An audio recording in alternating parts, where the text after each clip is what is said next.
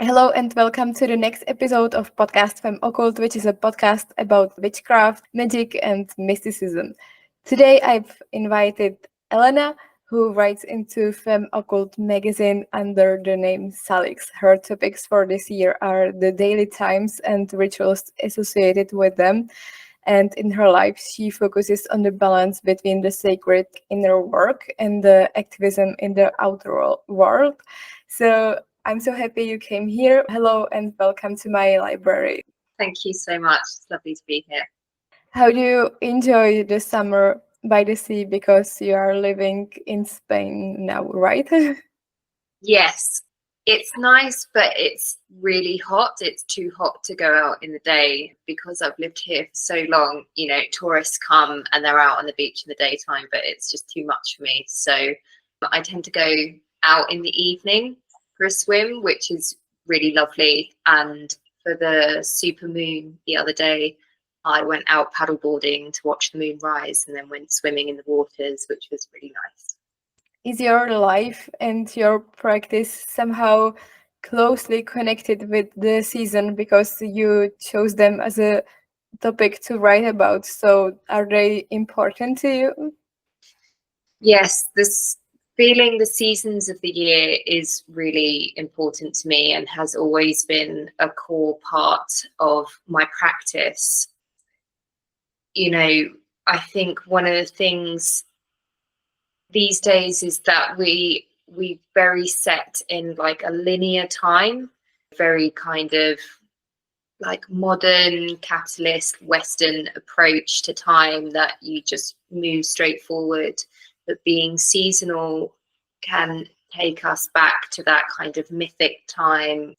Aboriginal people called dream time. It kind of takes you out of linear time and back to how our ancestors would have experienced it. So every time we come round to autumn and see the leaves change on the trees, we're witnessing something that has happened every year for hundreds of thousands of years. And so working seasonally helps to put me into that kind of cyclical time, that time out of linear time, and connects me with the other than human world and my ancestors. What helps you to connect with the seasons? Because right now in our age, we have a lot of artificial light. We have air conditioning in the summer and heating in the winter, and we have to do basically the same activities through the whole year. So, what does help you to feel connected to the cycle? So I try to make time wherever I can to just be outside and really feel what is going on with the earth and, track where the sun rises and sets, changes across the landscape. I try to go wild camping whenever I can, at least a couple of times a year, because that really takes you out of that kind of artificial light, the heating, the kind of artificial environment that we've built around ourselves, and is a very primal connection, particularly being alone out in nature and kind of moving and sleeping and eating as and when feels right, rather than fitting it in around a schedule. That really helps to ground me in what's happening seasonally, and I can forage as I go and eat some of the seasonal foods that are growing at the time. And I also find that's really powerful to connect me into what's going on with the season. What seasonal holidays do you celebrate? I celebrate the equinoxes and the solstices, and I also celebrate Samhain and Beltane, but not Lunasta or Imbolc so much. I think Samhain and Beltane both have this very liminal feeling of the veils being very thin between our world and the next world, and I can really feel that when it comes. But actually, it's coming up to my favourite time of year because I love the autumn equinox and Samhain and Yule are like my top 3 favorite holidays to celebrate. So I'm already getting really excited for them. Yes, me too. I'm also excited for Halloween and Samhain. Samhain is, we call it here in Czech Republic, but it's the same holiday. It's the best time of the year for me. Yes, yeah. You live in Spain, but in Femme Occulte you have mentioned many times that the core of your practice has its roots in the UK and those islands. So how does it work like in real life? How can I imagine your like Celtic magic in Spain? Yes, so it is difficult. I spend a lot of time in the UK, so I'm always kind of reconnecting to the land there. I go on pilgrimage at least twice a year to different sacred sites around the country and do a lot of ritual and take part in retreats and lead my own pilgrimages for other people and the land there. So it always recenters me and my practice with the land and particularly the water there. And then when I'm here, it can feel very like off kilter. Particularly, I know that coming up for autumn equinox in the UK, it would be very much, the leaves are starting to turn and there's lots of berries on the hedges and you can feel the coolness in the air. Whereas here, it's still going to be really very hot. So, yeah, it's finding a balance between following the path that I'm on and what's actually happening in the world around me. So I will try sometimes to spend big holidays in the UK, but then sometimes I also just like to have something at home where I cook and it's have a big family thing. And then I try to tie more to what is going on here. Samhain is quite interesting as well because the traditions with Persephone and the underworld. So here we get a lot of, figs and pomegranates and things like that growing around that time. So there is still a way to, connecting to the dead and the underworld without it having to be this purely kind of Celtic or British or Scandinavian way of connecting with it. But yeah, it can be difficult at times. What inspires your rituals? Like when it comes to your mind, like I need a ritual. So you go to some books or the techniques come from some kind of meditation, or how do you make those rituals? So it's a mix of different things for me. Sometimes as I'm reading, I read a lot of Indigenous writers, Indigenous wisdom, who talk about ritual and ceremony and how it's used in the community.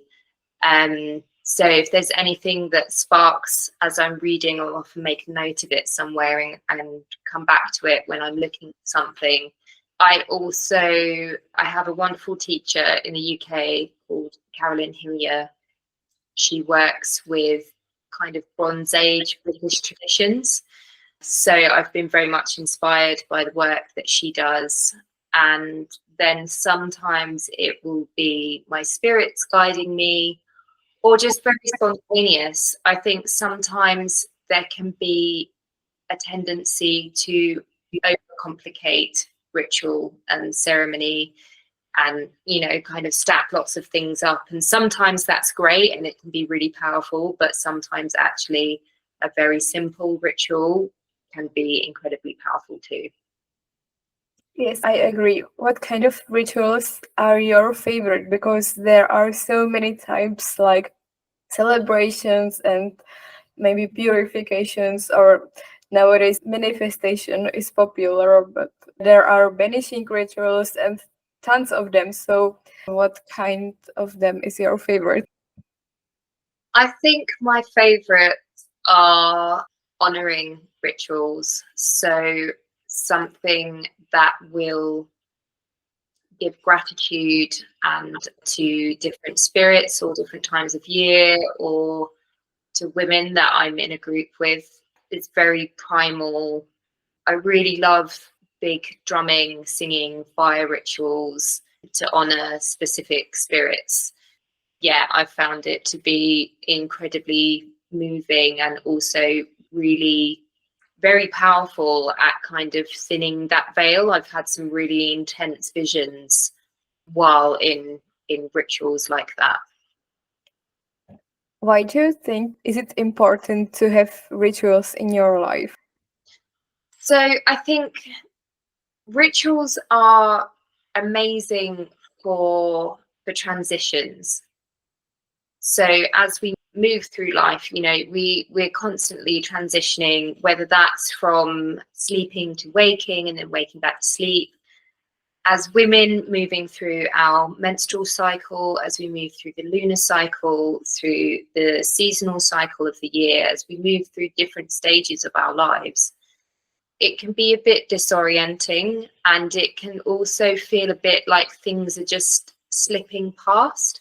I think ritual is really important to mark important steps and transitions that we go through. So I have a morning ritual that I do every morning when I wake up that marks that transition from one to the other. I've also had, you know, really big rituals, which are, you know, 3-day long pilgrimage as I set out on being given a new path by my spirits, a new thing that I need to do. So I will do something big for that. And, you know, I think it's something that we really lack in modern society is marking these moments, whether small or big, and not just for ourselves, but also for the other than human world. You know, a lot of indigenous societies have times of the year where they honor different plant or animal spirits as they kind of come round in their cycle, whether it's returning salmon or a certain kind of berry ripening or something like that, that I think we've really, really lost. And that breaks our connection with all the other life around us. So with ritual, it's a space to drop into being able to connect with all of that, even just for a few moments. And it makes life so much richer. What does your morning ritual look like? So you can maybe inspire other people to bring rituals back to their lives. So my morning ritual is quite simple. I will usually get up and get outside straight away, and I will walk barefoot. Because I'm next to the sea, I'll usually walk along the beach. But if because I travel a lot, I will find, you know, wherever I can to go barefoot, as long as it's not the middle of winter, and just take a bit of time to land and be present in the day without going to like do things straight away. You know, just have this time to notice. I always get to see really beautiful things in the morning. You know, the birds are out, or, you know, I see animals moving around, waking up or going to sleep. So yeah, I get up, I go outside. I will usually do some breath work to wake my body up.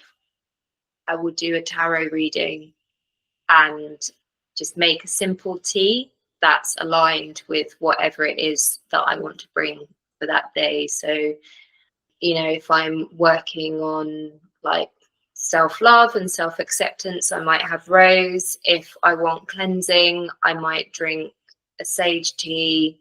If I want to calm, if I'm feeling anxious about the day, I might drink lavender or chamomile or something like that, and connect with that plant spirit, and then that kind of sets me for the day. Do you practice alone, or do you belong to some group or maybe some coven? So I practice alone, partly by necessity because there's not any groups near me, and partly by preference as well, because a lot of the work I do is intuitive and quite spontaneous.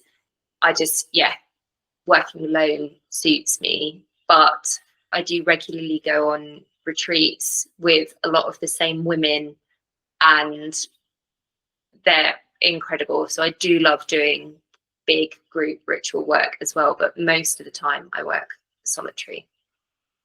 Is magic even popular in Spain? Are there some groups or something? Because I was there for a week. I was in the main city.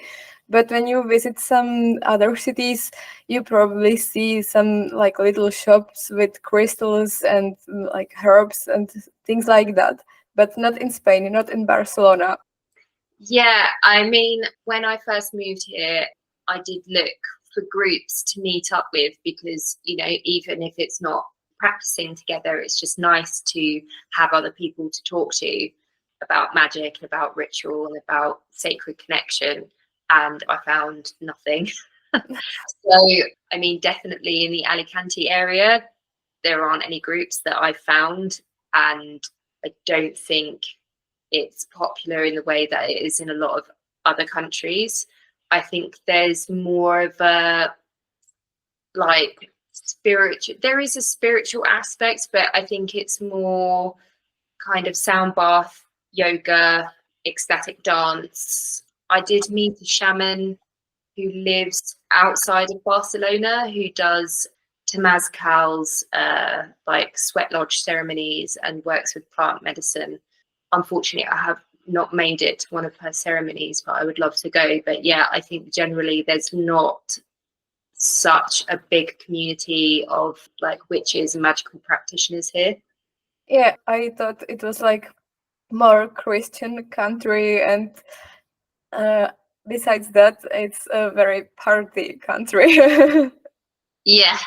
So I think I would expect if the kind of long-standing magical tradition here would probably be like Catholic magic and working with saints and stuff like that, which doesn't really resonate with me. So I haven't encountered it, but I do know there is some of that around. But yeah, I think it's very much a party. So I don't think that many young people are looking for something like this. Maybe understandable when it's too hot during the day and during the night you are drunk, or I was. Before this interview, you told me that your important topic is sacred inner work. So, what does it mean? What can I imagine under those words? There's a great teacher in the UK called Mac McCartney who talks about the twin trail, which is the inner work and the outer work going together. So you have to work on yourself to be able to make a change in the world and, kind of work between the two. So for me, the inner work that I do is really based around trying to understand myself and what the path before me is that I've been given. So I do a lot of journeying work with my spirits when I come up against things I don't understand. Like I said, I read tarot for myself. I do a lot of journaling and writing to really work through all of the things, that come up through life. I think there's a lot of collective trauma, particularly, there's a particular kind of trauma in Western society that we grow up with that comes from living in a way that is completely disconnected from nature, that is disconnected from the sacred, that is misogynist and racist and homophobic and transphobic and ableist and, all of these really awful things that we internalize when we're children. And even when we are against those things, we perpetuate those things unknowingly in the way that we speak and the way that we behave if we don't address those things in ourselves. So for me, a lot of the work is going in and trying to unknot all of these things that I absorbed as a child that I don't want to put back out into the world. So it's like fighting against this like I'm not a racist, but it's like trying to not to do it. Yeah, there's an amazing guy on Instagram, this Black American man who he makes a lot of really amazing anti-racist content. But one of the things he said that really chimed with me, he said, as a Black man, I am trying to deprogram racism from myself because I grew up in a racist society.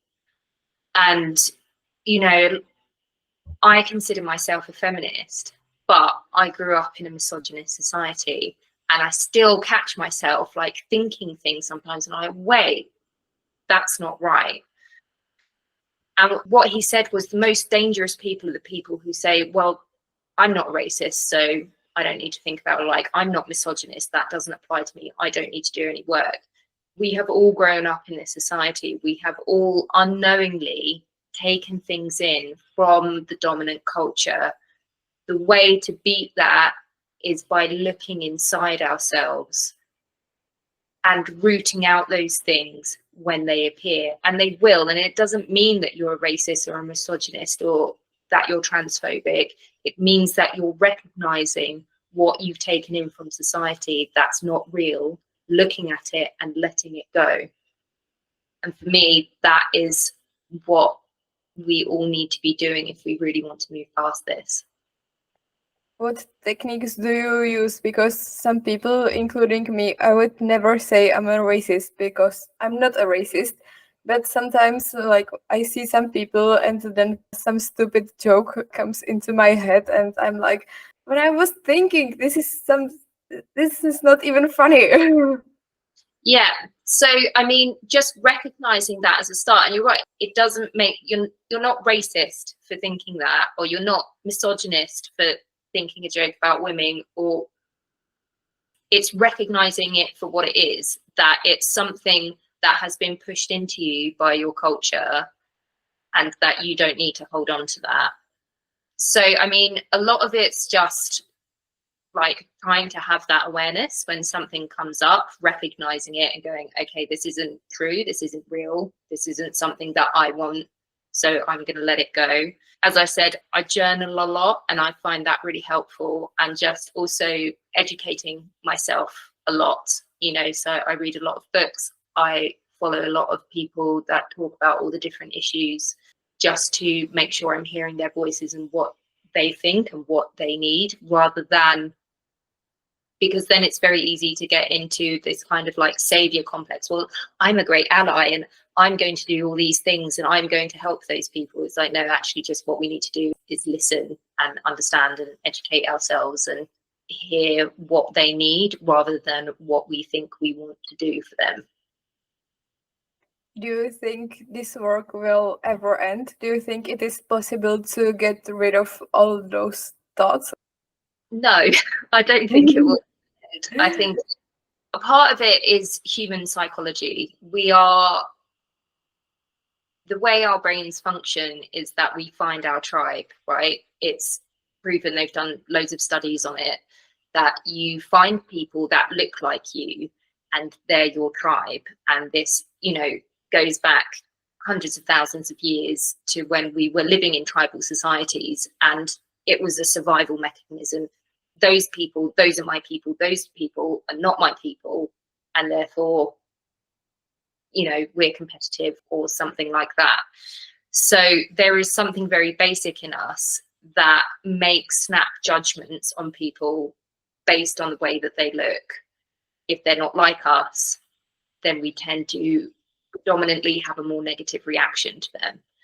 So in a way, we're fighting our own psychology, but it is also easily done. There are plenty of studies that also show that when people spend time with people that are different from them, their ideas about all of whatever particular kind of people they are changes massively.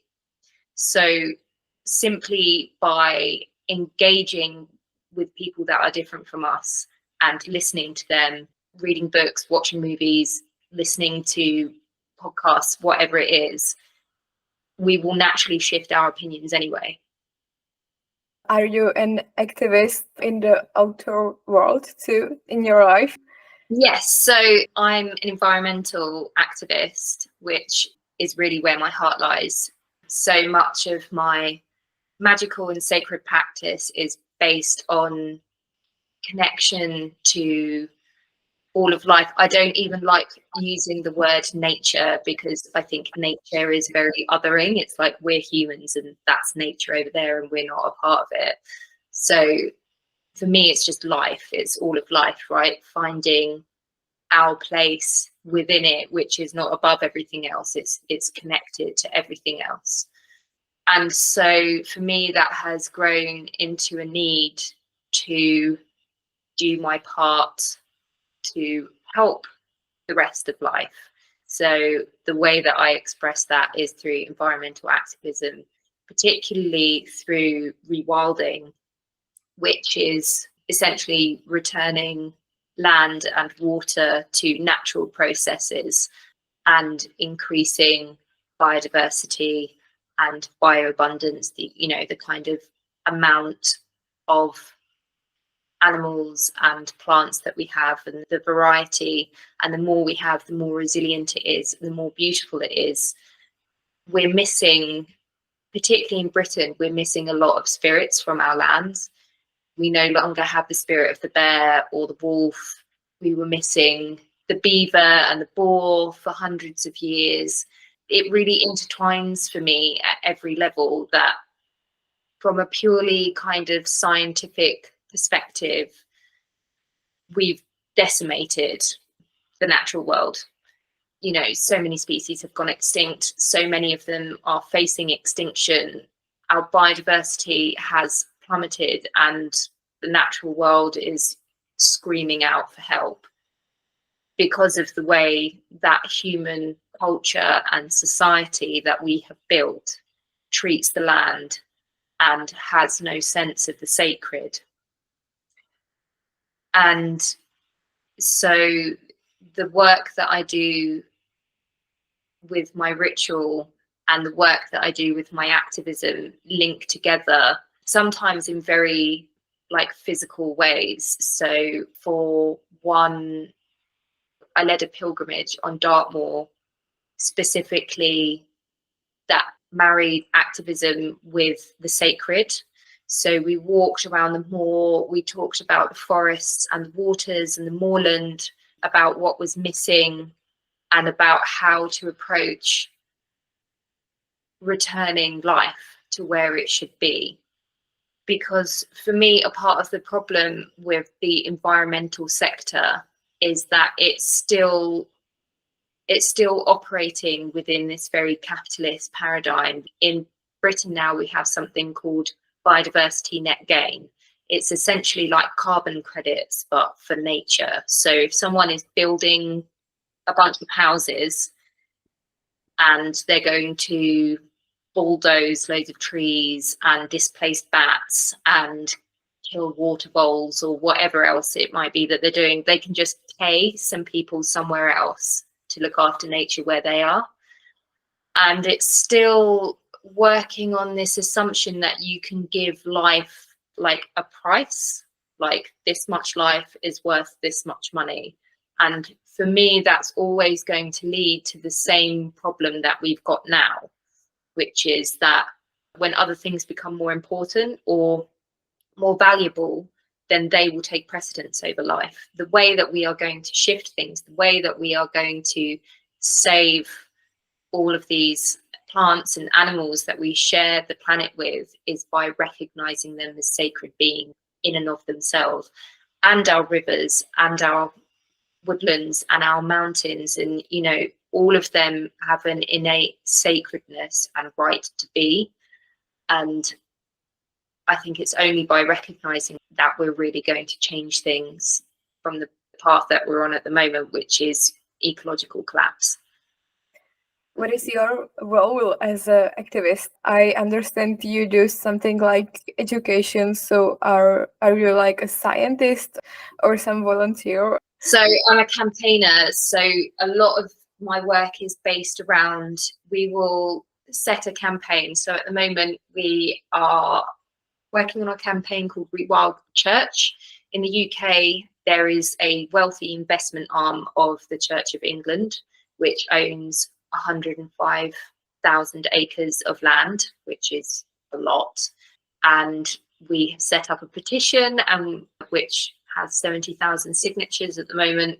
We've got an open letter, which is signed by, church leaders, people high up in the government, well-renowned climate scientists, and celebrities as well, calling on the church to rewild their land.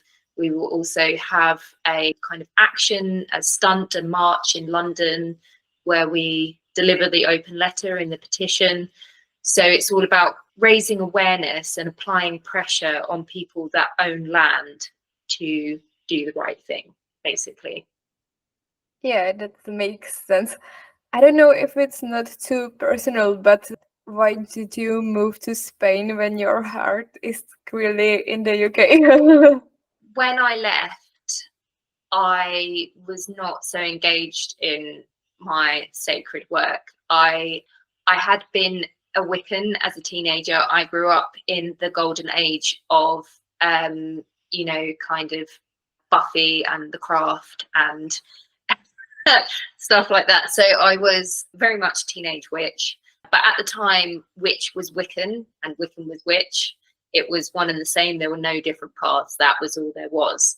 And it didn't really resonate for me being a Wiccan. I've always struggled with the concept of deity. I've tried to work with it multiple times, but it never worked for me. I left it for a long time. And when I left the UK, it wasn't really a part of my life.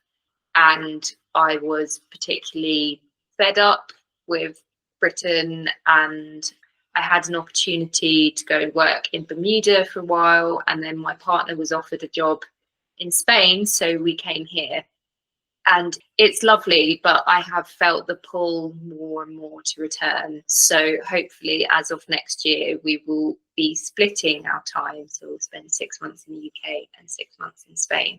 So that means that I will get to have my spiritual practice grounded in the land where I feel I belong.